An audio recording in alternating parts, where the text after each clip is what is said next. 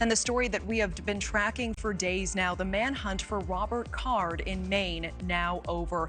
Authorities say the suspect behind the deadly shooting that killed 18 and injured 13 took his own life 2 days after the massacre. NewsNation's Laura Ingle live for us at a vigil for the victims in Maine tonight. Laura, police say they were alerted about threats that Robert Card made just last month. What did police do when they learned about these veiled threats? Now, we understand that police definitely were looking for him, investigating him, talking about those threats that were made to former members of his base, and even here in Maine, where they had gone to look for him at his house. But apparently, those efforts turned up nothing. Meanwhile, tonight and this weekend, throughout the vigils here in this community, the fear is now over that the manhunt has ended. And of course, this community can now come together and grieve in peace, knowing that there is no longer an armed and dangerous suspect on the loose tonight. This as investigations continue in many areas throughout this community, both at the bowling alley and at the bar, and where Robert Card's body was found. Take you there.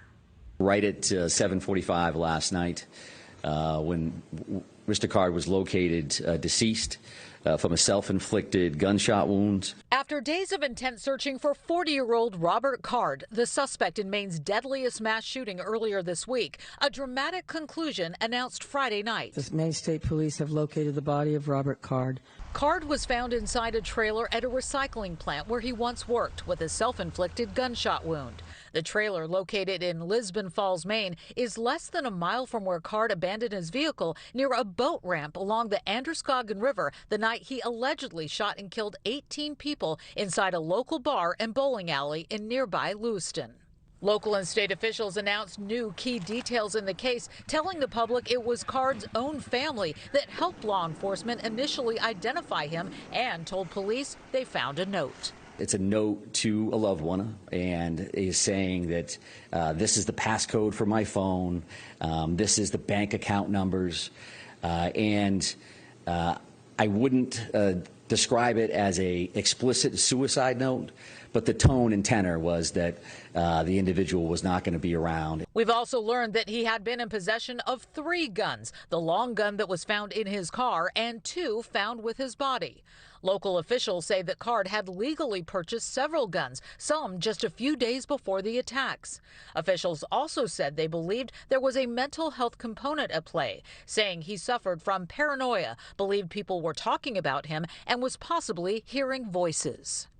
Card's body was found inside a trailer similar to the ones you see here behind me at the Maine Recycling Corporation. This is the overflow lot, and it was the owner who told law enforcement this is an area that needed to be checked, and law enforcement say it was that tip that ended the manhunt. Well, did you check trailers? And the answer is yeah, we checked the trailers that were there. And then the owner, again being diligent and knowing his property, said, well, did you check those trailers? Which trailers? Well, the ones across the road down here across Central Ave. And the answer was no. Now, a community grieves together this weekend after an excruciating few days of fear and heartbreak. It's a big relief to the citizens of Lewiston. You feel like we can now begin to pick up the pieces. So we've been here at this vigil tonight. This is the first of many, with people coming together tonight, again, feeling like they can let their guard down a little bit. The people that are here have been sheltering in place. They've been very fearful of going outside, going to the stores, to the gas station. And almost everybody here seems to know somebody who knew somebody if they were not directly affected. So a very somber night. And again, there will be more vigils throughout the weekend. And we do want to mention that investigators have said they are going to be here for quite some time. When you think about the amount of evidence that needs to be gone through at these locations and the witnesses, there are many witnesses that still need to be interviewed, and we are going to see a very large law enforcement presence here for quite some time. Back to you. Okay, Laura Ingle live for us in Lisbon Falls, Maine tonight. Thank you so much. Thank you for watching. Go to newsnationnow.com to find News Nation on your television provider. And don't forget to click the red subscribe button below to get more of News Nation's fact-driven, unbiased coverage.